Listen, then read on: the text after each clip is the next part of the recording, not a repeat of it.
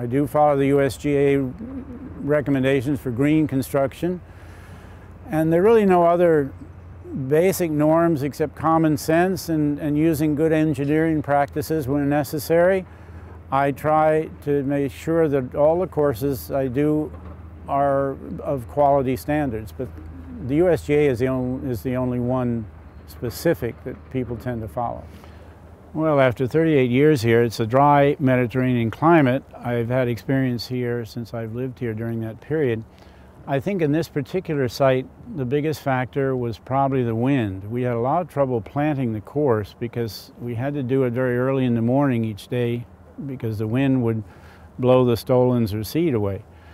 The dryness of the climate, we know about that. That's taken care of by the irrigation system.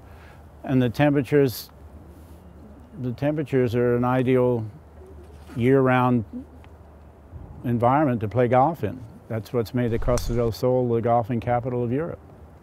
We're definitely conscious about using recycled water. It's one of the mandates of the junta, and it makes good sense. I think every golf course changes the environment somewhat, but it certainly preserves a large open space that might otherwise not be preserved. Principal trees, there were a few carob trees, and the pine trees we brought in, but they're Mediterranean pines, either stone pines or pine halepensis, I think they're called, or maritime pines. Those were the principal tree varieties, and a few cork oaks. But the majority of the vegetation tends to be of this chaparral or Monte Bacco nature, which is, I call it gruncle in English. It covers all the plants, the names of which I don't know. So there was a lot of natural gruncle, rosemary, pistachio, and I can't think of some of the other bushes offhand. But it's basically the Mediterranean brush vegetation that you see from here to France, Corsica, all along the Mediterranean. In the sense that we put a lot of sand down to cover certain areas of fairways, but also the Bermuda grass that's used to plant the fairways creates a thatch, a sort of carpet that over a period of a couple of years establishes a thickness that makes taking divots or playing iron shots off the fairway relatively simple. It's much easier to play off Bermuda fairways than it is bent grass fairways in the courses of, say, Northern Europe or Northern United States. So the hardness of the ground doesn't really enter into it once the grass is established. You may occasionally hit a pebble, but essentially you take a clean divot. Where there is a natural hillside or mound, I would try and use it for a bunker and incorporate a bunker into that, provided it's in the right location along the length of the hole.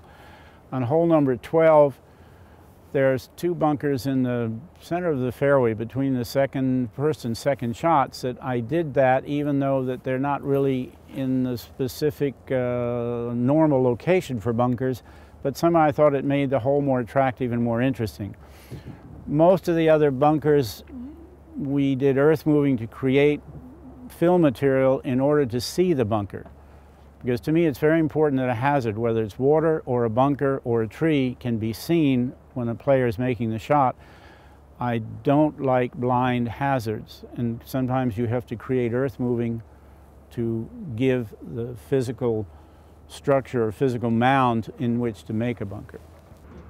Probably more technical in that the total length of the course is not excessive. It couldn't be because of the limits of the land. So the second shots, approach shots to the greens, do require technical proficiency, and in that sense it may be more of a second shot course than a driving course. The fairways tend to be wide. For me, fairway is anything that has maintained grass. I like that. I think it makes it easier for the average player to enjoy a course, and they can always be narrowed by mowing for a competition. Now, the greens are built to USGA specifications, as you asked, which is essentially how you construct the different layers of seedbed mix. And most modern courses use this today. Valle Romano is really no different than any other course in that sense. The size of the greens, I'd say, is medium. To me, the most important thing is that there's a variation between some small greens and some much larger greens, and the shapes give more interesting putting or pin positions for certain competitions or tournaments by moving the flag behind a bunker or leaving it in the center of the green. The older English greens were more traditionally round or oval, so there wasn't so much strategy in how you would attack a pin position. Well, there's an amble putting green right next to the first tee, and between the putting green and the practice area, the practice tee, is a small chipping and bunker practice area, which makes a very nice unified warm-up or practice area right opposite the clubhouse. Hopefully it's for amateurs, because the majority of people who buy here or who stay in a hotel are your average player. The course can be made difficult for the professional player if he plays off the back tees and if the fairways are narrowed and the pin positions are difficult on that given day. But the important thing is for the person who's paying to play the course that he will enjoy it. So in that sense, I'm more concerned about him than for the pro. A better player will be able to play certain difficult holes more easily, whereas the poorer player will take a short hole like this, which has a difficult approach over water, and find it complicated because he fears the water. Probably would say I like the variety of holes that the course has.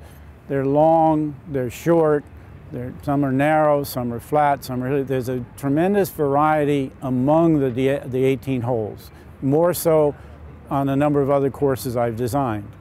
That's in part because of the topography. It's in part because of the limits of the plan partial. But I tried to maximize that variety to create a maximum of different shots, of different playing things. So that would be probably the one thing that stands out to me.